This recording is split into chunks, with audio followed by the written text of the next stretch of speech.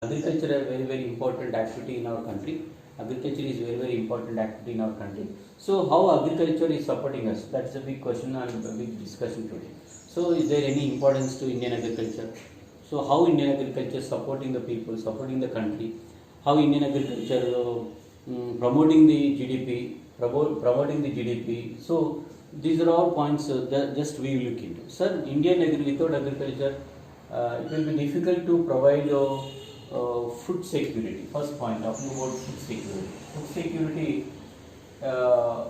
Food security. What do you mean food security? Providing food for every individual.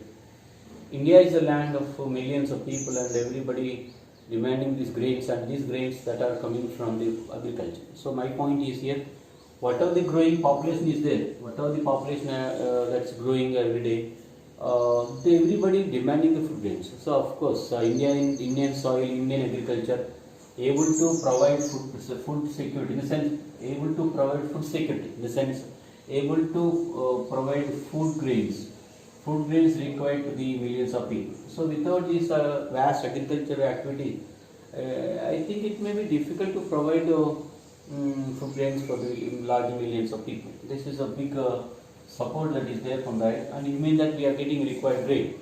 And Indian agriculture is a really base for many industries, I say. Many industries, large number of industries like sugar industry, cotton textile industry, tea industry, and coffee industry, rubber industry, so at same time sugar industry, large number of industries, depending upon the and even food processing units also depending upon this agriculture. What are the goods coming from agriculture that are being used as raw materials? Just like we take rubber, that is really a big support for the big raw material for the rubber tire-based industries, tire-making industries. At the same time, talking about sugar, we are taking, there are large number of sugar mills are there in India. Almost all you take Uttar Pradesh, sugar bowl of India we call. Sugar, Maharashtra, large number of sugar industries are there. So these are all sugar industries depending upon the sugar cane that is growing in India. At the same time, take the cotton industry. Yeah, now we discussed. The cotton industry is a big industry in India, and so India, large number of hundreds and thousands of cotton mills are there, and large number of people. Cotton community, weaving community is a big community in India. So large number and thousands and hundreds of in cotton mills are there. So there are large number of people are working in these mills, and all these industry depending upon the raw materials that is coming from agriculture, that is cotton. So raw materials, maybe cotton, maybe silk, maybe jute industries also, maybe jute, maybe sugar, maybe mirchi, maybe whatever. So many crops that are coming from Indian agriculture are the base for the large number of industries. Particularly when we speak something about Indian industries, agro-based industries are more than the other industries. So mineral-based industries, agro-based industries are more. They got their own credibility in Indian economy. So that my point is here, raw materials that are coming from agriculture sector for so many industries. This point is to be noticed. Coming to the agriculture is really livelihood for, this is very important point. It is a livelihood for millions of people. Livelihood for two-thirds of the people. I say that two-thirds of the people, directly or indirectly, really it is base, Indian agriculture is a base for these two-thirds of the population in India, because they are getting income from agriculture. Some are directly, some are indirectly. So this is really, without agriculture, I think we don't find any other alternative.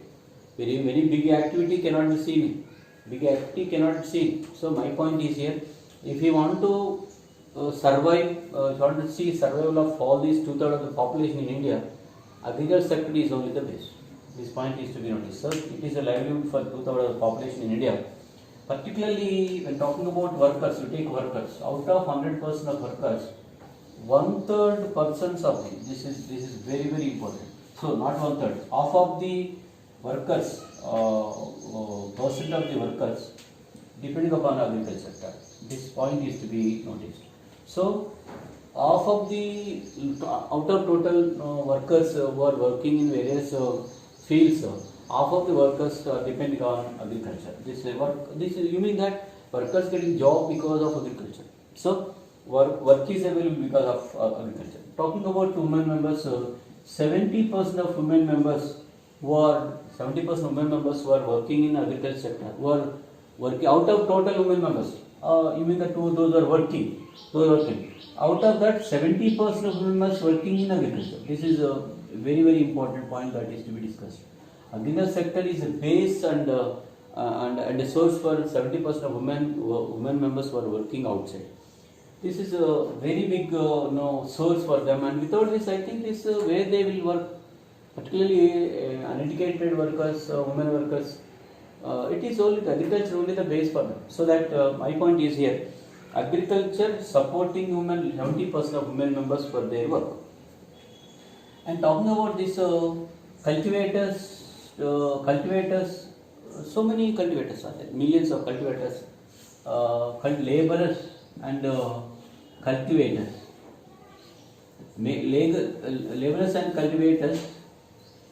Laborers and cultivators both are working on this agriculture sector.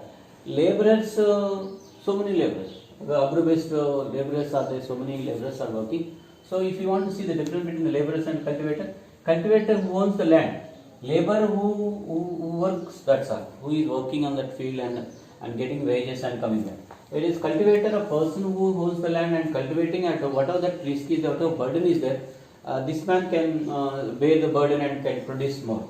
So he has authority over the production, whereas labor will not have authority over the production. So labor works for wages and the cultivator working for the production. So India is the country where so many large number of laborers and cultivators working in this agriculture sector.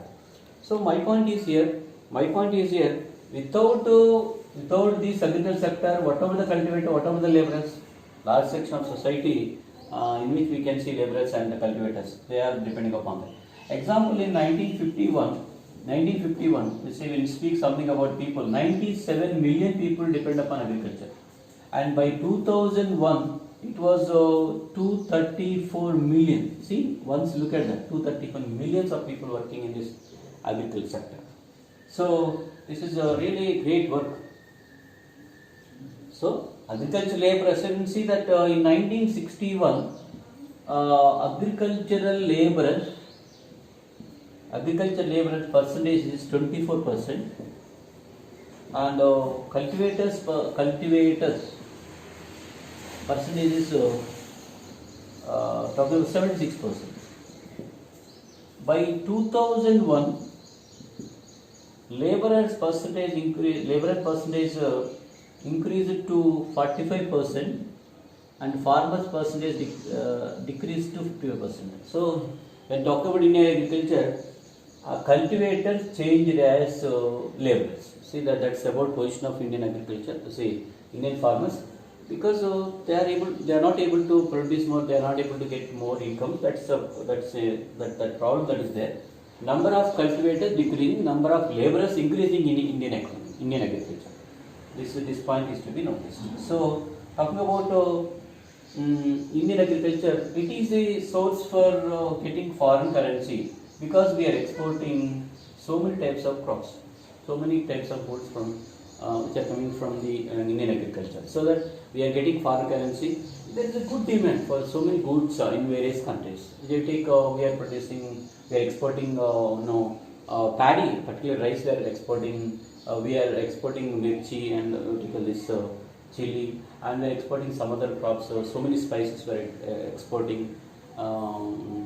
We are exporting so many spices, and other onions we are exporting. So many types of agro-based goods agriculture goods we are exporting to other countries. So that's about talking about Indian agriculture. It has its own glory, it has position, and worldwide market that is there for many agriculture goods coming from India.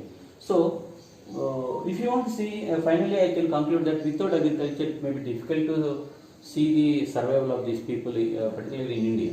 Only few percent of the people working in this sector and service sector, remaining people most directly or indirectly depending upon agriculture. So that my point is here, without Indian agriculture it may be difficult to survive all these large number of people in India. Thank you. Tomorrow we'll meet.